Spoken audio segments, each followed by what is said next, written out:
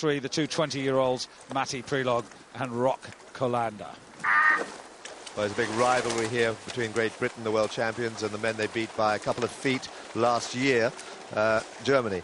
But Germany have been moving very well this season. They've improved their rowing technique. They're rowing much more effectively. And Great Britain suffered a little bit from having to take 6 weeks off with illness and losing Ed Code as well. But they've recovered well, and they're certainly in here as great challengers. It's been 2 wins each between Germany and Great Britain through this season. Yeah, there's not been much between them at any stage, and the clock suggests it's going to be pretty close again. But it is, Dan, usually a race of 2 halves. The Germans establishing themselves in the first half, the British coming with a rush during the second 1,000 metres. Well, yes, and Carlo Monati sitting in the stroke seat there for Italy. He's the man who was stroking the Italian for this stern pair, with a stern pair that ran Redgrave's 4 at the Olympics to such a close finish and took the silver medal. He's now taken a year off and is back, but it's these people here who we are hoping to see move through where they like to move through at 1,200 metres. That's when they go right through the field. Yeah, Rick Dunn there in the stroke seat. You can pick out the British boat very easily, the blue and white boat, and then the pink boat for Germany. Closest to you at the moment, though, it is Slovenia, who are well up with the pace, and at the top of the picture also France well to the fore.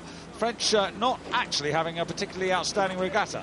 But they're certainly doing a very good job at the moment, because they're heading the field here just that fraction ahead of Germany. Germany at 38 strokes a minute, sitting quite upright, but very clean rowing, very well together there. You can see how much better they are than last year. They're very connected there, quite upright, good hard drive with the legs, and Great Britain at 37 just sitting about a length down on them.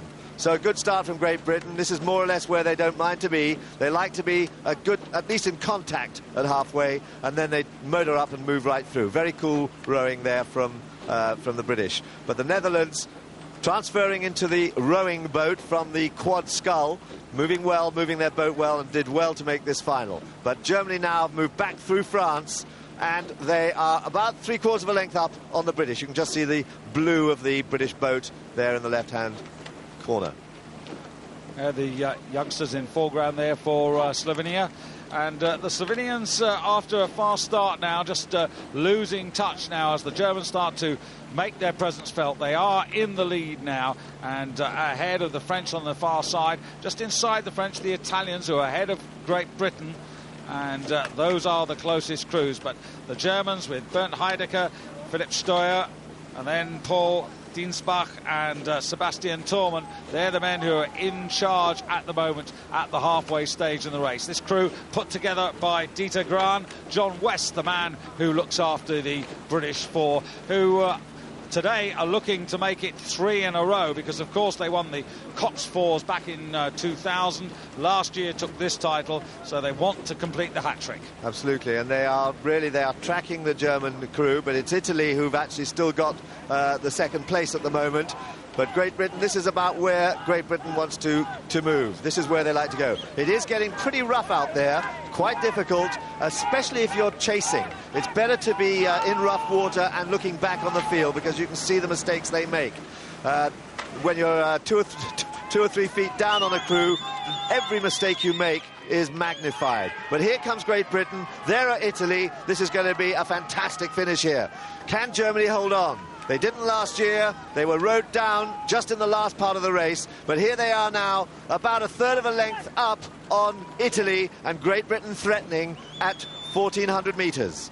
Yeah, the interesting thing at the moment, Dan, is that the Italians are moving just as fast as the British. So the British having a tussle. Rick Dunn trying to get the British past the Italians, but at the moment, Monati's denying him that particular office. Well, Monati's a great finisher, but they caught some very nasty crabs just there. They got very unsettled. That allowed the British to get a few more feet up on them, and now it's a very close race. Can the cool Rick Dunn in the stroke seat for the British do what he did last year and pull back? Here they come.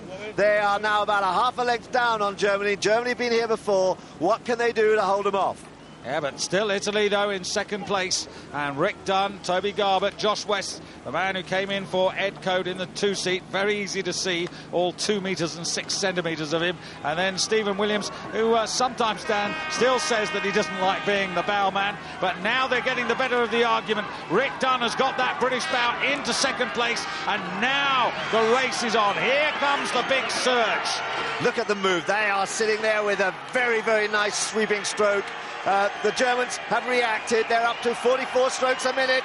They are still holding them off. And Great Britain moving through. Great Britain now just a few feet behind, about a metre down.